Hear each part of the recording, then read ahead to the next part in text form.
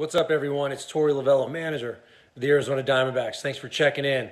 Hope everybody's doing great. It's time to kick off happy hour, and Clue Haywood says it's time for Friday beers. Hell yeah, it's time for Friday beers. Welcome in to your Friday edition of the PHNX D-Backs podcast. My name is Derek Montilla. It's me. Hi, I'm the problem. It's me, occasionally known as your mayor of PHNX, and as a proud resident of Swift City, I want to wish a happy Taylor Swift Day to all those who celebrate. It's St. Patrick's Day, darn it. This guy over here, he just keeps talking about some St. Patrick's Day. But for me, it's Taylor Swift Day. For those wondering, my favorite song is Lover. And welcome in to the PHNX D-Backs podcast. This sad sack next to me does not appreciate good music or good musicians.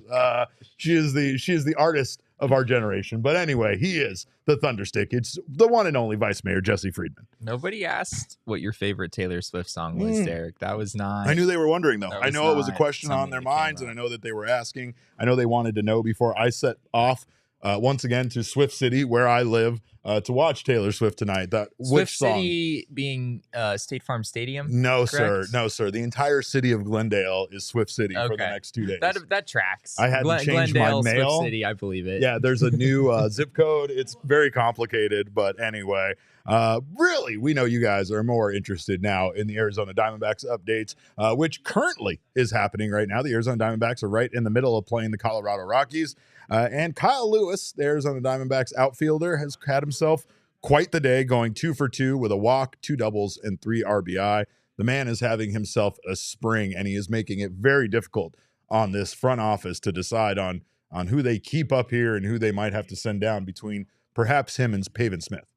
Yeah, I mean, we've talked a lot about how Pavin Smith has this defensive versatility. You probably feel a little more confident about him in a corner outfield spot. You also know that Pavin can play first base, but there has to be some level where Kyle Lewis can work his way into the open. Like if he hits 600, if he hits 700. Well, we talked about this with the younger guys, right? That the younger guys are really in a position where some of them, based on the little experience that they have, really can't perform their way into a spot. Like they would almost have to be just mind-blowingly good in order to really like steal a spot from one of the guys that has more major league time on the roster. However, that's not the case with Kyle Lewis. Kyle Lewis is a former American League Rookie of the Year. He's a guy that has just always been very good at baseball, and unfortunately, he went through a series of knee injuries that not only held up his career and held him from performing, but also slowed him down a bit and made him less of a defensive threat, I guess you could say, less of a guy that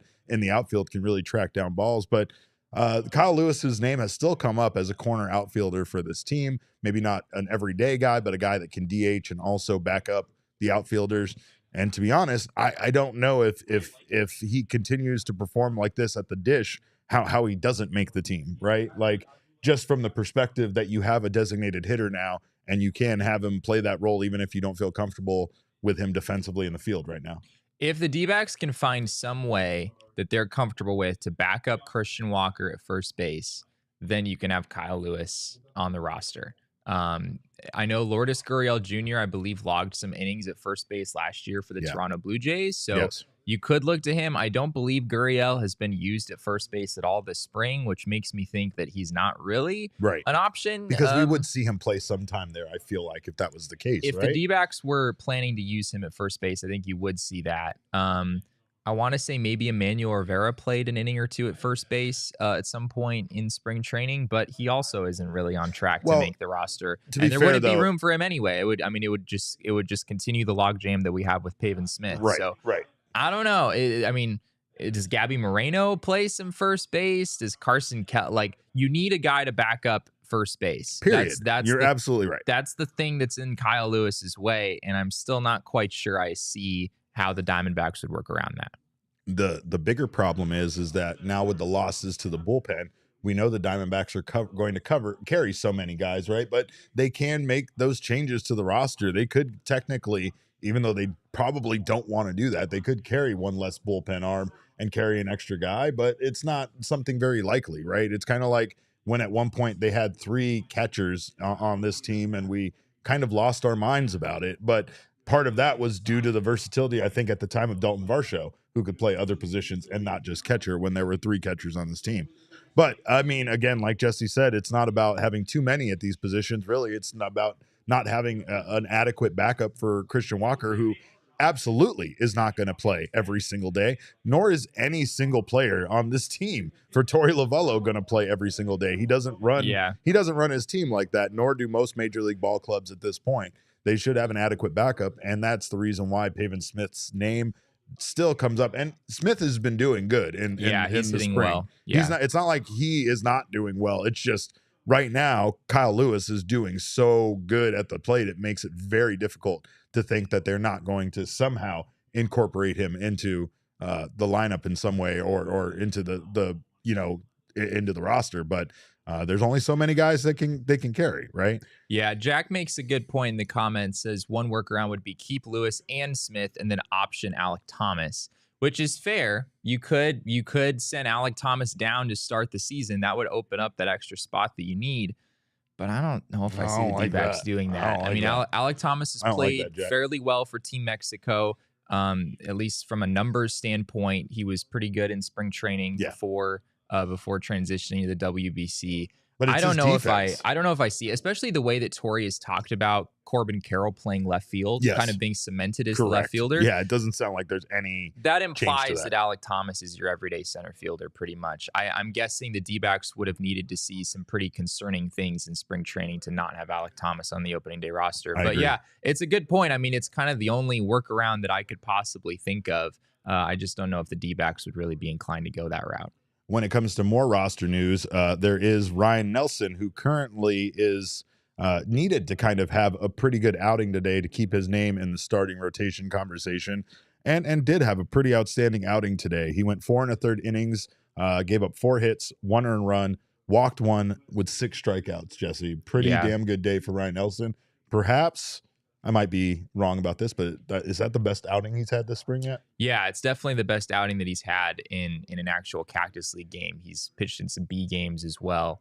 It's probably the best outing that he's had the entire month, this whole spring training, I think, in B game or otherwise.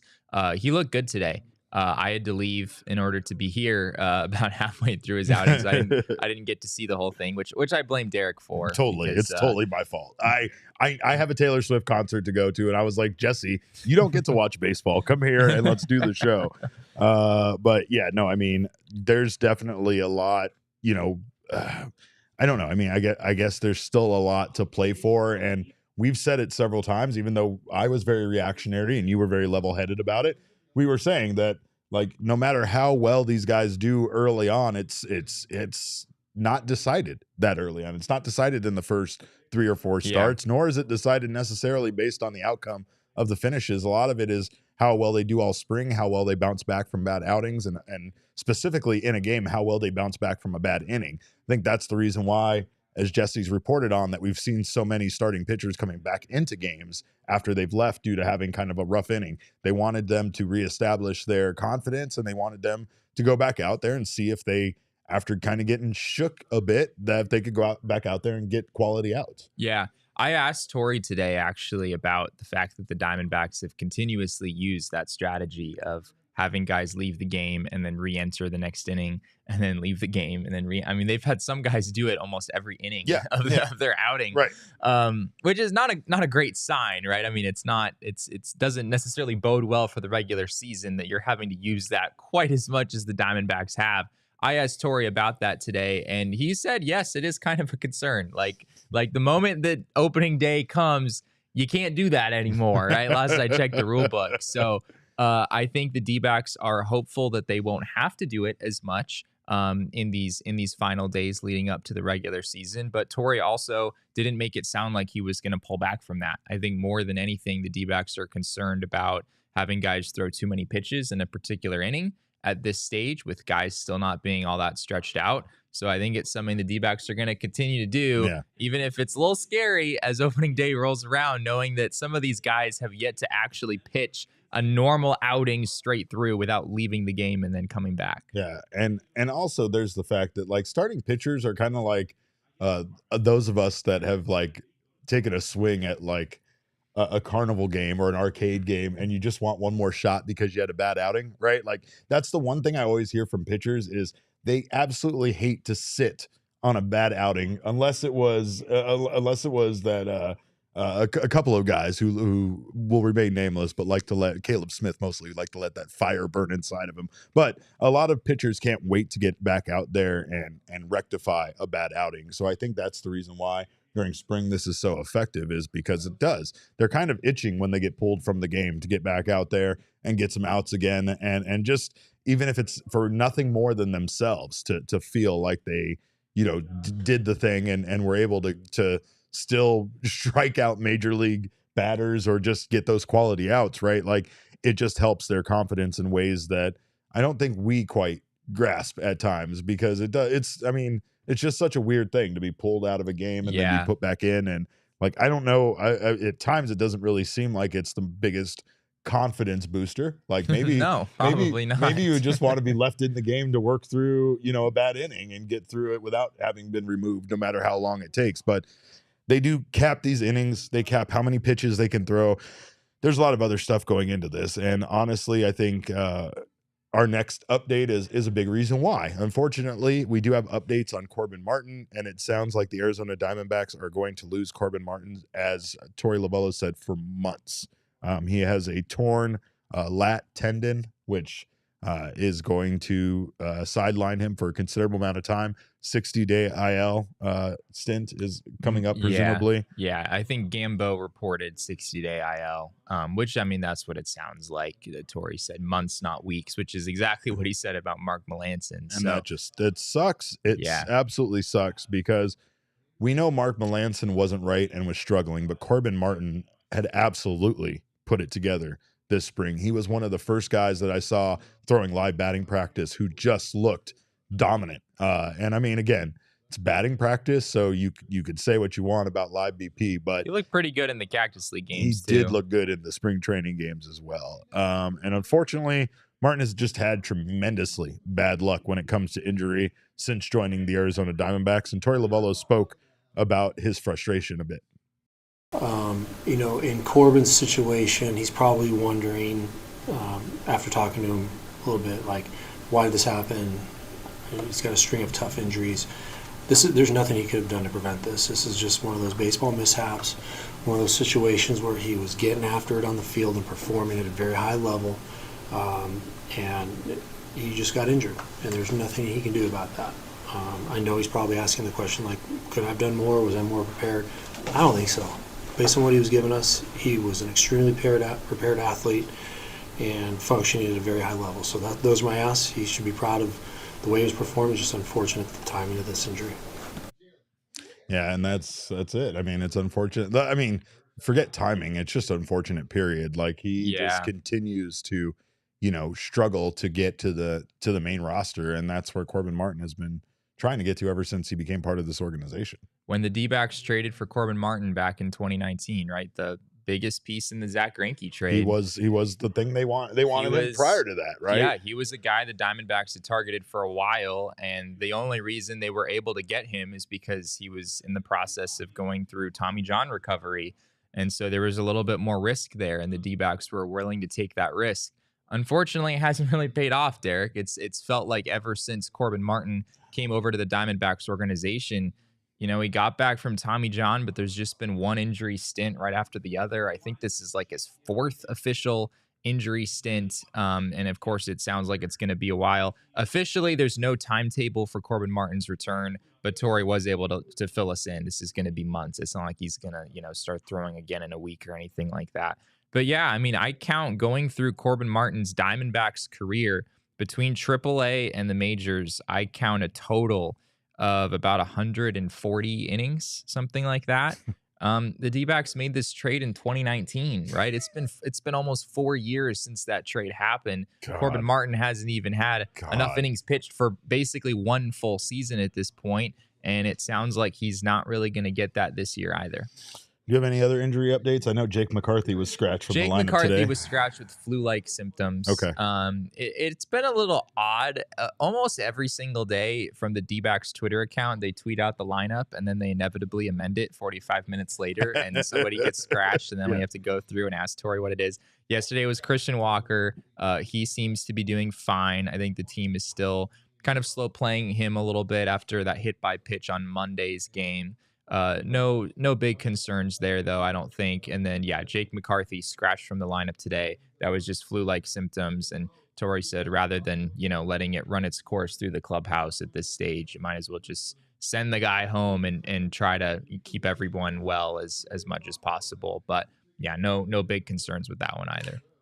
I hate to bring this up and I hate to word it this way, but is Andrew Chafin going to be our next Mark Melancon? Is Andrew Chafin the guy that was outstanding before the Diamondbacks brought him over and now he's going to struggle?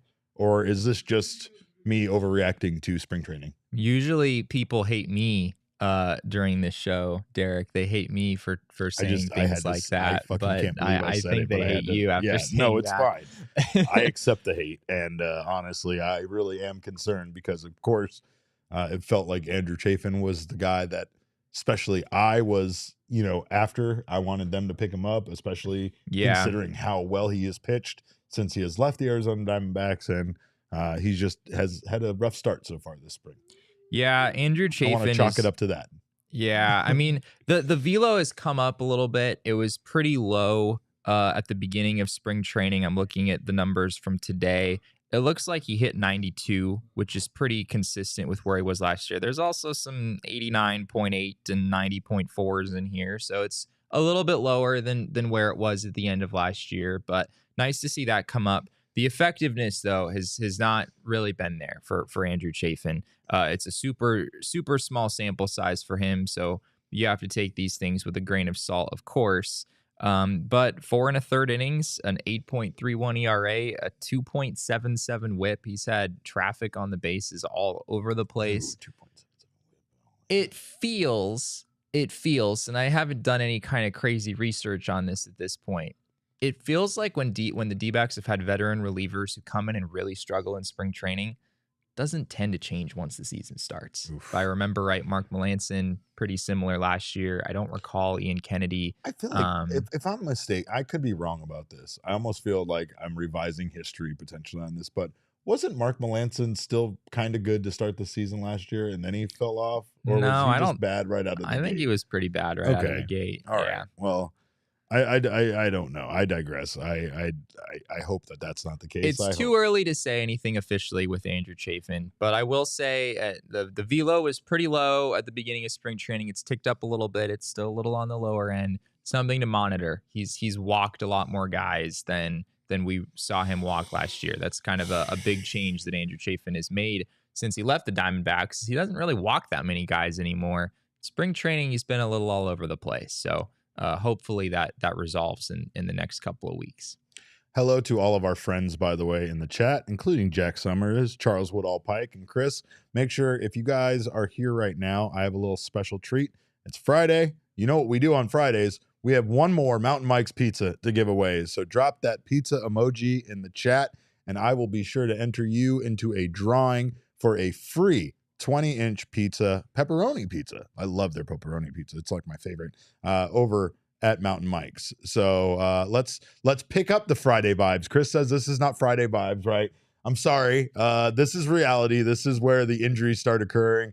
We were so stoked about the depth of the Arizona Diamondbacks, and now that depth, I'm not saying it's being tested, but I'm guessing it's going to prove to be very valuable, considering the pieces that the Diamondbacks have already lost for a considerable amount of time this spring training. But go ahead, like I said, if you're here right now in the chat and you can do so safely, that means that you're not watching this while driving and you're not emojiing while driving. But drop a pizza emoji in the chat, and I will enter you in for a free 20-inch pizza from our friends from Mountain Mike's. And of course, it's Friday beers. We're all having a Friday beer. We all are. Like I said, I should be. He should be having a Friday beer. He he's not in the same mood as I am. He's not Would going you to like one, Taylor Jesse? Swift after this. Sure, Me sure. and Damon are rocking and rolling here. Yes, Damon is getting him a beer because it's Friday beers and we're having Friday beers. That's what Friday our beers time. producers are for, right? It's just to get us beverages Well, then he during needs to the show. fucking tell those goddamn Sun Devil guys to fucking pipe down over there. Anyway, Thank you, sir. we thank you guys for being here. And of course, if you're having beer, make sure you're having a Four Peaks Brewing Company beer. It's the best beer to have, not only for the sporting events, but of course, today is St. Paddy's Day, as Jesse mentioned, and the best place to spend your St. Paddy's Day is at the Four Peaks 8th Street Pub, of course. Hang out with your favorite degenerates and enjoy a damn good time. Must be 21 years or older to enjoy, and enjoy responsibly.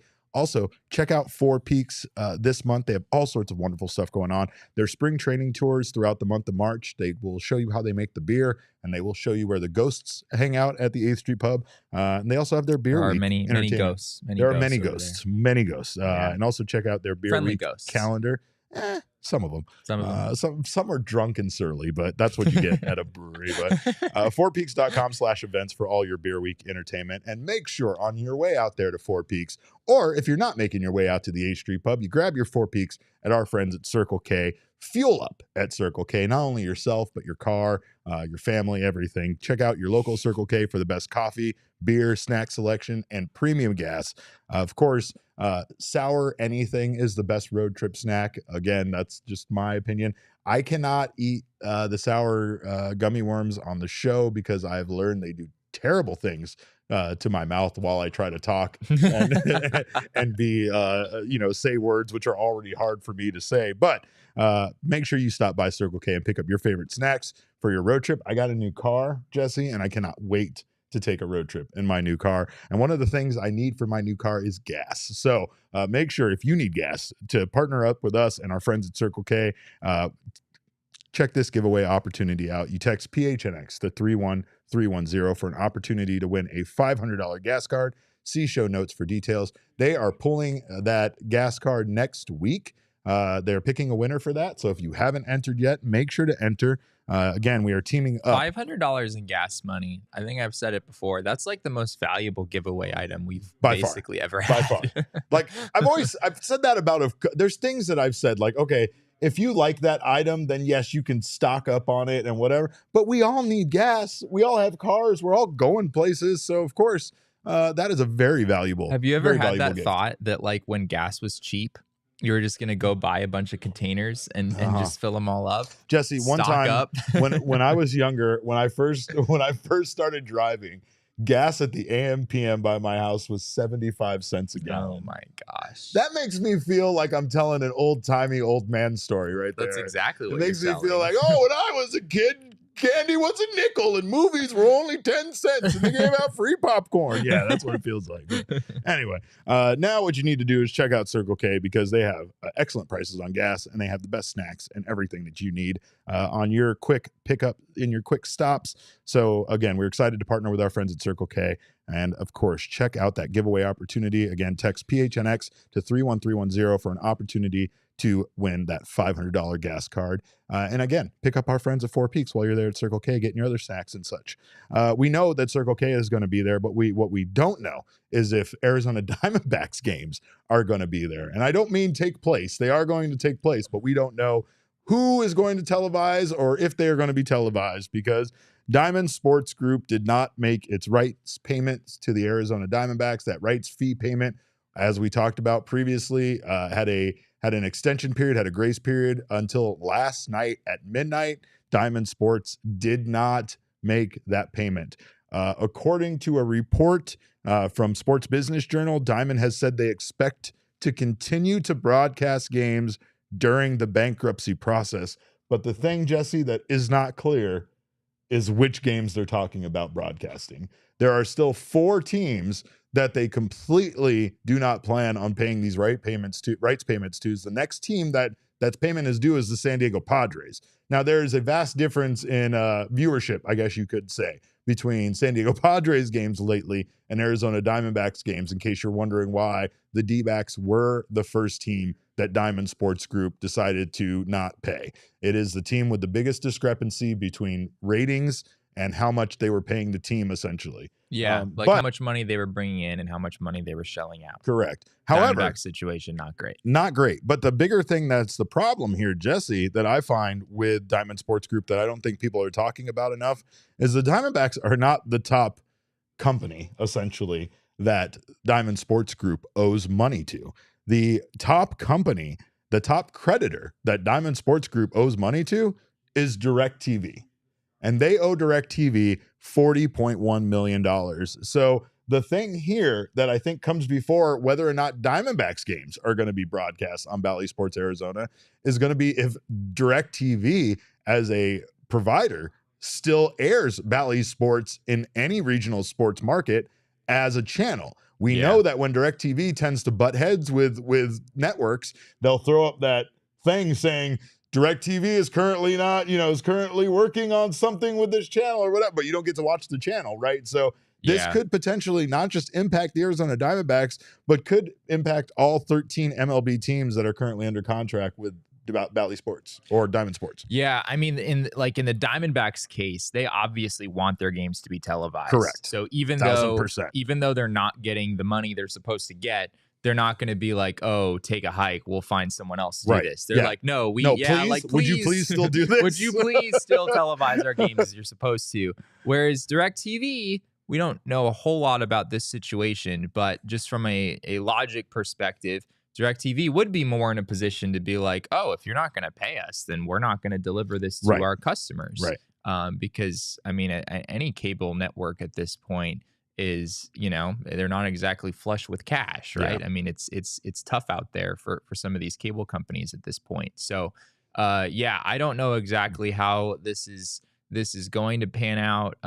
I would be very surprised if Diamondbacks games were not available at all. That's something I still view as a complete non-possibility. Yes. I wouldn't worry about there is some scenario where you will just not be able to watch Diamondbacks games. I don't think that's going to happen. But is it at least possible that maybe some providers don't carry it anymore?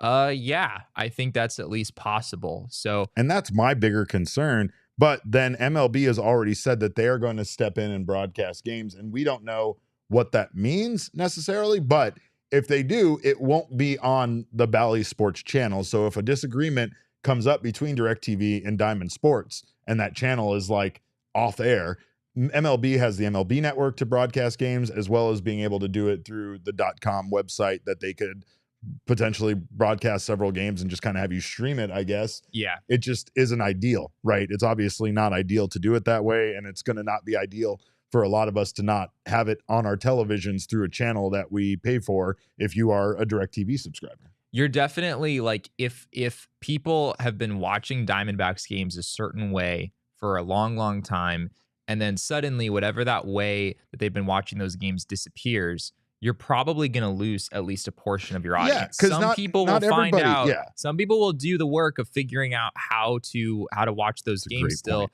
I think you're at least going to lose some of those people who are just like, I don't see it anymore, and maybe they're not quite as much of diehard fans, and they're kind of okay if that slips to the wayside, and they just don't really do what they need to do to figure out how to watch those games. My father-in-law Leonard, he's not tech savvy, even though he's worked in tech a lot, right?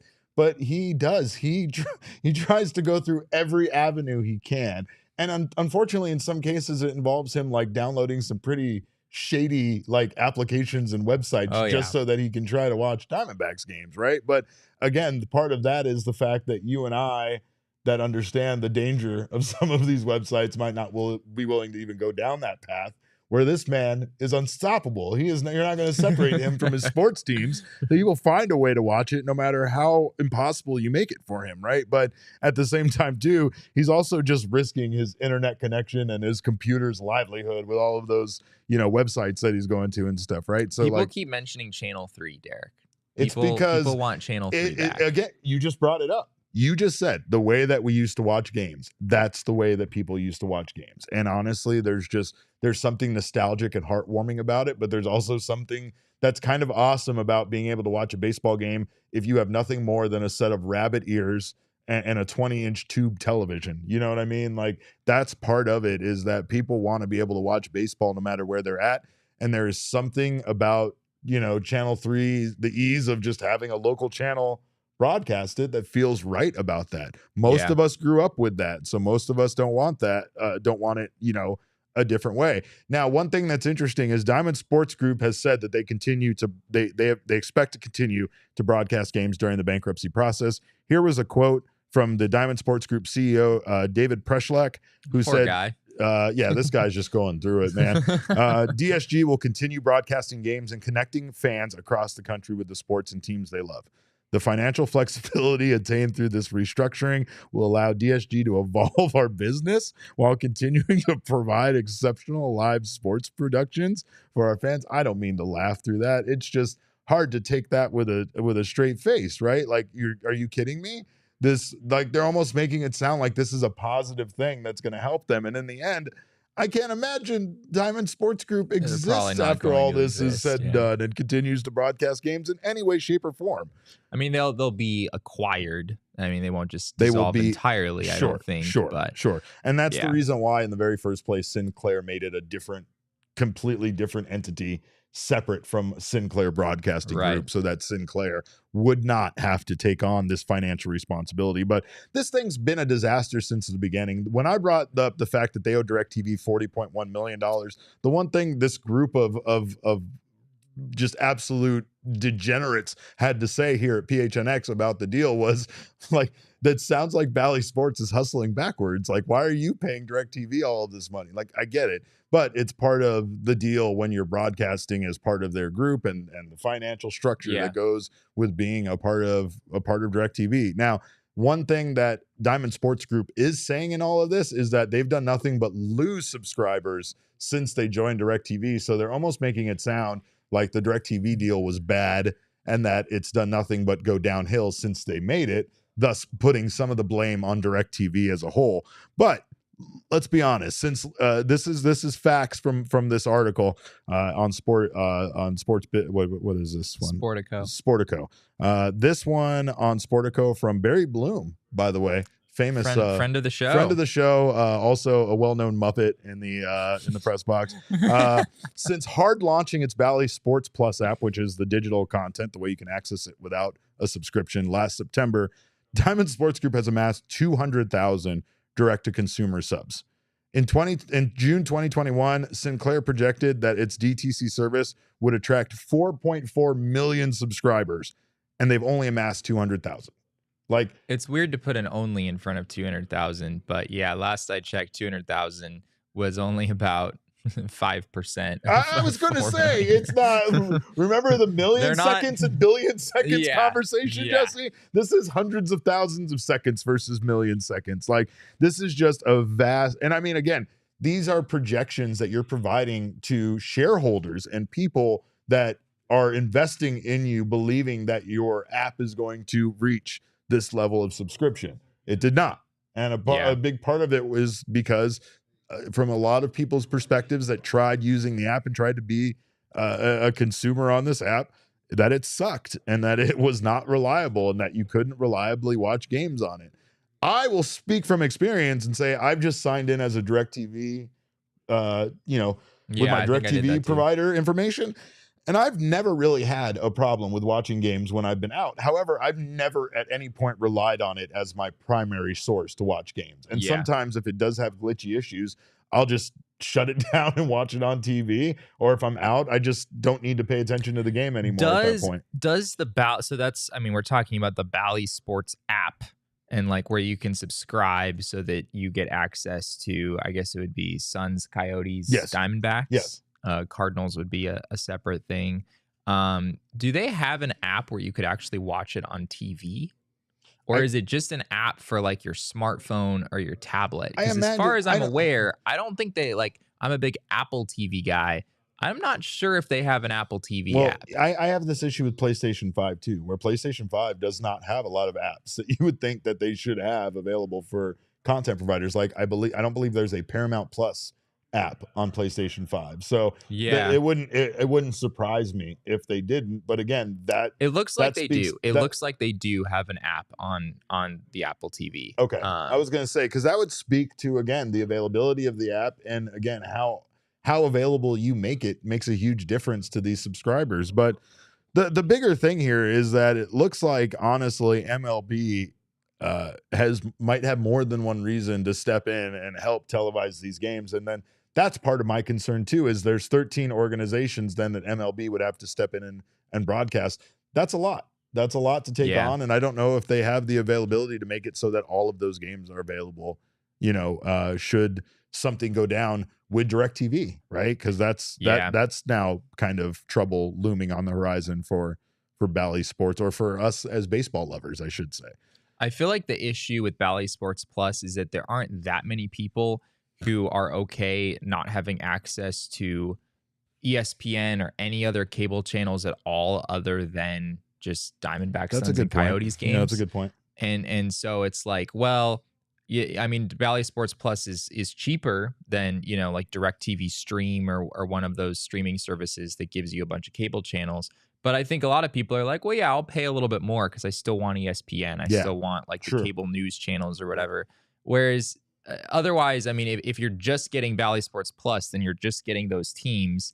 And it's like, yeah, well, you probably want more than just those teams. And you know why? Because Bally Sports doesn't provide you with enough content throughout the day like we do here at gophnx.com, right?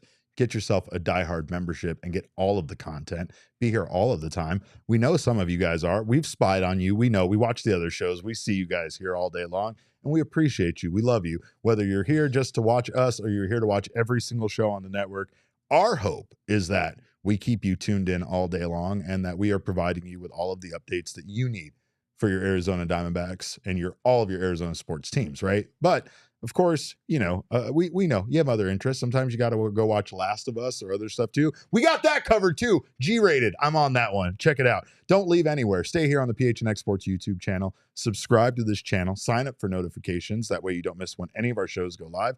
Leave us a little thumbs up. It makes both of us very happy. And Taylor Swift would be thrilled to know that you left us a thumbs up. And speaking of that Diehard membership. Do it for Taylor Swift. Do it for Taylor Swift. And speaking of the Diehard membership, grab that over at gophnx.com. Not only do you get access to Jesse's wonderful newsletter, Full Count, you also get access to all of the wonderful writing from our writers around here, all of the great work that they put into that, as well as a free piece of merch from the phnxlocker.com and 20% off all your future purchases. You also get members-only merchandise, members-only discounts with our partners, members-only invites to our events. We have our upcoming tea party, which just surprisingly enough happens on my birthday next Friday. So don't miss out on that tea party and so much more. Of course, if you're a Diehard member, you get a discount on that event, and so many more options as a Diehard member. You also get access to our Diehard-only Discord lounge, which is the best place to be an Arizona sports fan. So join us. Become a part of the family. One question we've had, and we do have an update, by the way, on Edwin Diaz, maybe a good one if you are a New York Mets fan, but we've been talking a lot about the World Baseball Classic. We've really enjoyed the way everything's gone down, except obviously for this injury discussion. But one thing that we have talked a little bit about is the run rule. And we were just kind of kicking around the idea if Major League Baseball should adopt the World Baseball Classic's run rule, aka the mercy rule, which is what Jesse and I would demand it be called if it did get adopted by Major League Baseball. We're not sugarcoating things here. It's the mercy rule. But one thing, Jesse, obviously that has come up quite a bit is the fact that MLB wants to make games shorter, and they already have with the pitch clock and the implementation of the new rule changes this year. However, it feels like a mercy rule where a team is up by 10 runs or more in the 8th inning and beyond would be something that would help to even shorten up games further. So tell me why. I think it's a 10-run deficit after the 7th inning, after or the 7th inning, 15-run deficit after 5 innings. Okay. What are your thoughts on adopting this? And do you think it would ever be a possibility in Major League Baseball? I don't think it's something that Major League Baseball would ever do. There's too many traditionalists. There's too many humps that you'd have to get over. I don't necessarily view it as being like a big problem that baseball has to fix. We don't necessarily see a whole lot of these games That's a good point. And Major League Baseball has already taken the action of prohibiting when you can use a position player to pitch. That's something that I believe is new this year. But I don't know. Like, there are so many traditionalists in this game. I don't know if anyone is going to be okay with us shrinking down baseball games in terms of the number of innings that we're actually playing. Sure. It's one thing to make the game shorter. Sure. There's enough people already up in arms about that. Yeah, for real. But I mean, it starts to impact players' stats a little bit, maybe not in a significant way. But I don't know. I don't feel particularly strongly either way on this one. My guess is that people don't feel strongly enough about it to make it happen. I think, like you said, the biggest thing is that we don't see many of these many of these games throughout the year. Yeah. Maybe a dozen at the most, right? Like that, and that feels like even an overestimate. But you're going to have your games where a team puts up 20 runs and it just seems ridiculous.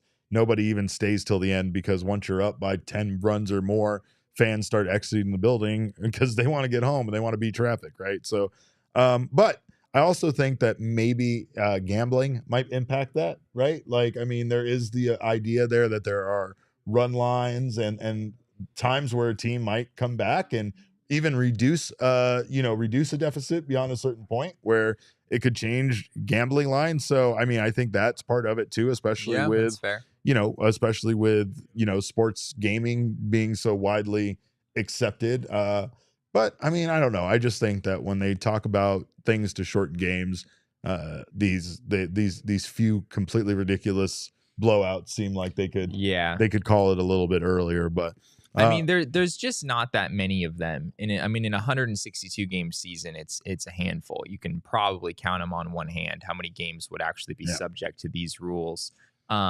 And yeah, I think the reason they do it in the World Baseball Classic is because you've got some really, really stacked baseball teams against some not so stacked baseball teams. It's true. Yeah. The talent disparity is way larger than what you ever have in Major League Baseball. I played in a co-ed soccer league. You don't have to say anymore. I lost so many games, 10-0, that I wish would have ended earlier so that I did not have to ride that train out to the end, but it is what it is.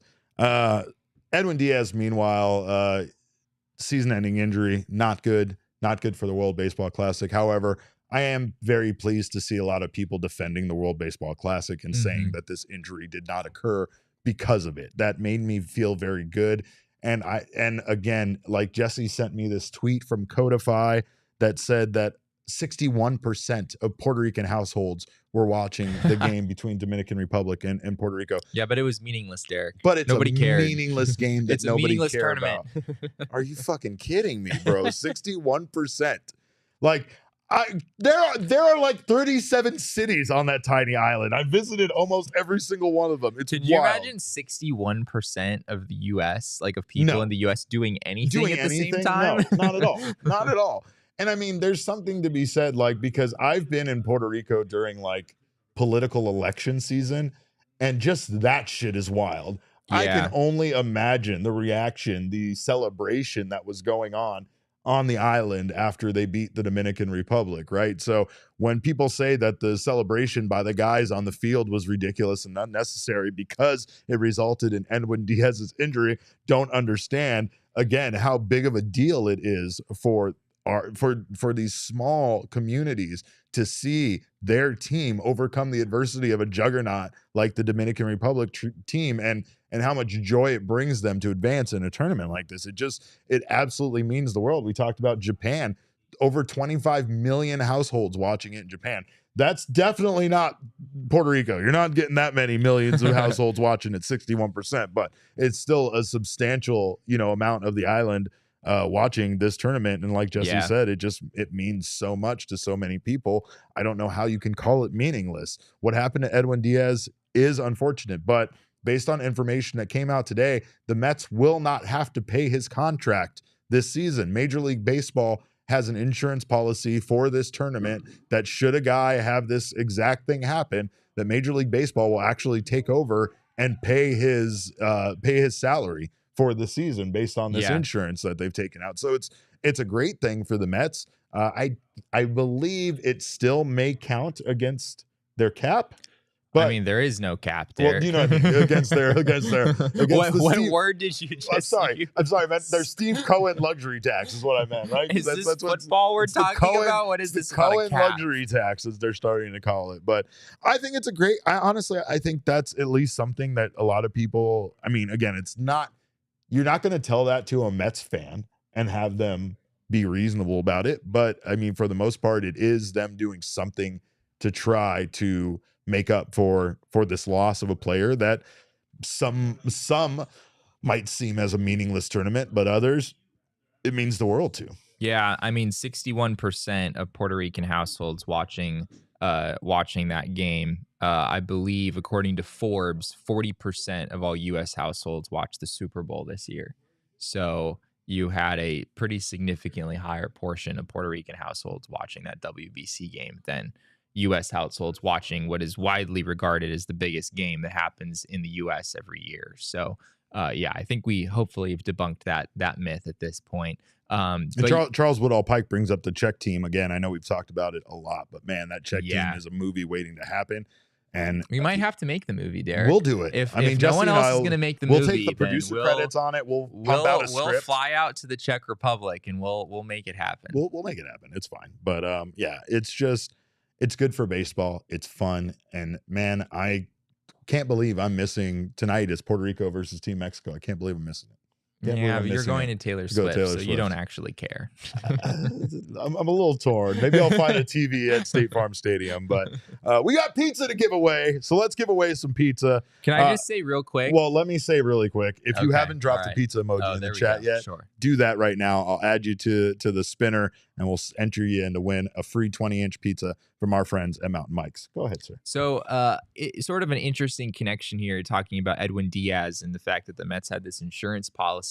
I believe that Clayton Kershaw of the Los Angeles Dodgers, who was going to participate in the WBC, he backed out, I believe, because the Dodgers, for some reason, could not secure an insurance policy for his salary. Interesting. So, yeah, that was the issue that was brought up when Clayton Kershaw backed out. He didn't want to comment on it a whole lot, but the reason that was given, at least publicly, was that there were insurance issues, which I believe would have been the Dodgers trying to secure an insurance policy should something have happened to Clayton Kershaw in the WBC. I guess Kershaw, with his long history of back problems and so forth, maybe the insurance companies are just like, yeah, no, we're not insuring that man. But I guess the Mets were able to find a policy for Edwin Diaz. I think, Jesse, it's specifically because in high leverage situations they were trying to get a portion of the policy that covered choking. Oh, nice. Well done. You're really good. Proud of that. I really got that was a good one. I got his ass. Got him. Anyway, let's give away some free pizza. Let me add you guys here, Dope Solo and David Lyon, and we will give this wheel a spin, shall we? All right. Let's see. David Lyon, I got you. And that's last call for pizza. We're clicking the spin. Do people get multiple entries if they put in multiple pizza They do emojis? not. They do not. And they also can't win multiple pizzas. So, and speaking of which, our winner is the aforementioned David Lyon. David Lyon, hey. Congratulations. See, you got in right at the very end and you won yourself a pizza. So congratulations to David Lyon. Send us a DM, David, through Twitter, and we will make sure to get you out your pizza certificate so you can go. Hopefully, David lives here in Arizona. Yeah, not in Algeria. Yeah, don't live in Algeria because I don't know if it's going to be warm when we get it out to you as far as the delivery goes. But we do appreciate you guys for being here. Mountain Mike's, I think, so does much. Deliver, but I think they have a reasonable. Their fucking delivery. name is Mountain Mike's, Jesse. That alone tells me that they will deliver to wherever, doesn't it? Like. Mountain Mike's, like they'll deliver over mountains, but they won't deliver over oceans. Yeah, okay. So there is a reasonable limit there. Fair enough. But if you guys haven't had a chance to do so, get down on your MLB future bets over at the DraftKings Sportsbook app. Corbin Carroll, Rookie of the Year, we're riding high. But most importantly, you got your no sweat NBA same game parlays. I'm not betting on the Suns until Kevin Durant comes back, but once I do, they can have all of my money.